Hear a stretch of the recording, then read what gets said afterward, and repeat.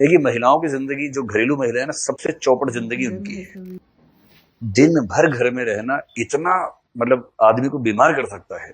मानसिक रूप से बीमार हो सकता है आदमी जब दिन भर घर में रहेगा और जिंदगी भर एक जैसा काम करेगा। वही रोज सुबह झाड़ू, वही पोछा, वही कपड़े धोने, वही नाश्ता, वही लंच, वही डिनर, रोज वही काम। 5 डे वीक नहीं, 7 डे वीक। तो दिवाली होली में छुट्टी नहीं, उस दिन डबल काम।